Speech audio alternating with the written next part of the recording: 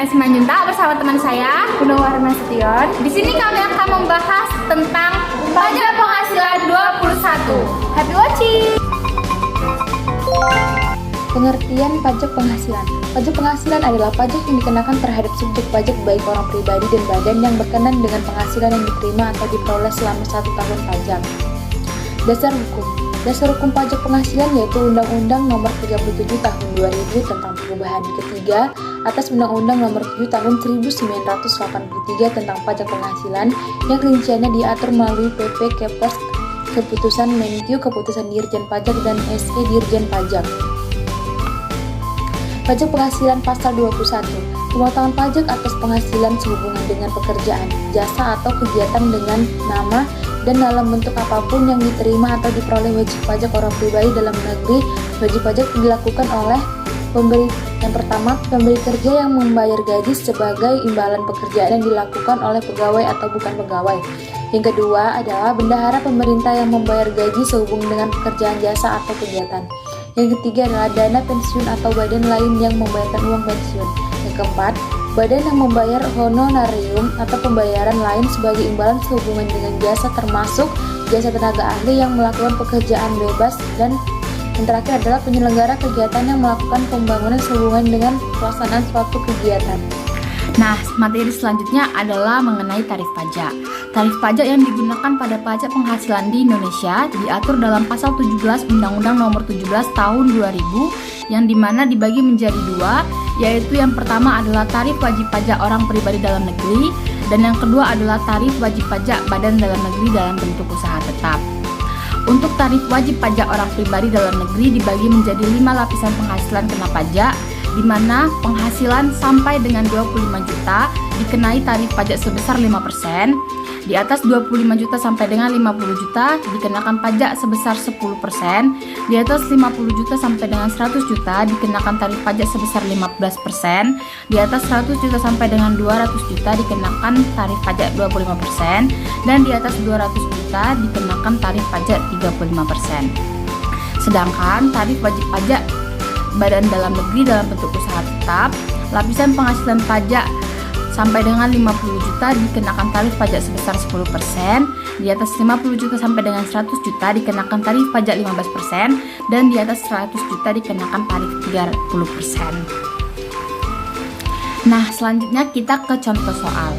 Disediakan ilustrasi bahwa Karta adalah seorang pegawai yang menikah dengan 2 anak dan memperoleh gaji sebulan sebesar 10 juta. Nah, perusahaan tempat Karta bekerja mengikuti program jam sospek, premi jaminan kecelakaan kerja dan premi jaminan kematian yang dibayar oleh pemberi kerja dengan jumlah masing-masing 0,5% dan 0,3% dari gaji Karta.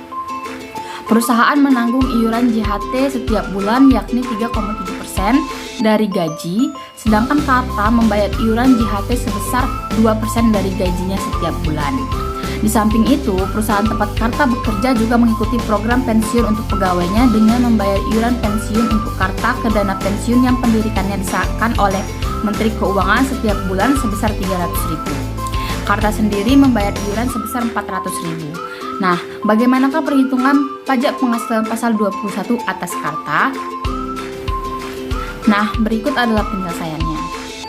Gaji pokok Karta 10 juta, iuran JKK yang dibayar oleh perusahaan 50.000 dan iuran JKM yang dibayar perusahaan adalah 30.000, sehingga setelah diakumulasikan didapatlah penghasilan bruto Karta per bulan yaitu sebesar 10.080.000. Nah, penghasilan bruto per bulan ini akan dikurangi biaya-biaya yaitu biaya jabatan, iuran JHT yang dibayar dan iuran dana pensiun yang dibayar oleh Karta, di mana biaya jabatan yaitu 504.000, iuran JHT yang dibayar karyawan 200.000, dan iuran dana pensiun yang dibayar karyawan adalah 400.000, sehingga akumulasi dari biaya-biaya tersebut adalah sebesar 1.104.000, di mana penghasilan bruto Karta per bulan 10.080.000 dikurangi dengan akumulasi biaya-biaya yang dibayar oleh Karta sebesar 1.104.000, sehingga didapat penghasilan neto Karta per bulan yaitu sebesar 8.976.000. Kemudian, penghasilan neto Karta per bulan ini dikali 12 untuk mencari penghasilan neto Karta dalam 1 tahun, dan hasilnya adalah 107.712.000. Nah, selanjutnya kita akan mencari PTKP dari Karta, di mana WP sendiri sebesar 54 juta, status kawin 4.500.000, dan tanggungan dengan 3 anak 13.500.000 atau didapat dari 3 kali 4.500.000, sehingga akumulasi dari PTKP Karta adalah sebesar 36 juta. Nah, untuk mencari penghasilan kena pajak, kita akan mengurangkan penghasilan neto Karta setahun dikurang dengan PTKP Karta, yaitu 107.712.000 dikurang dengan 36 juta, sehingga penghasilan kena pajak Karta adalah 71.712.000.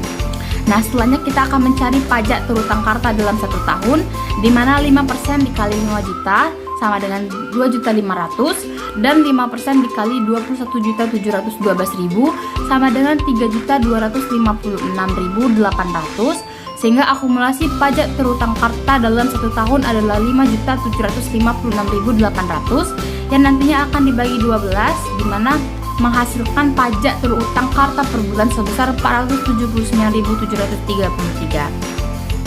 Baik, terbang tinggi si burung bayan hingga pula di atas dahan. Terima kasih atas perhatian, mohon maaf atas kesalahan. Siang-siang pergi ke kota, jangan lupa beli alpukat. Demikian presentasi Julia dan Luna, semoga ilmunya bermanfaat.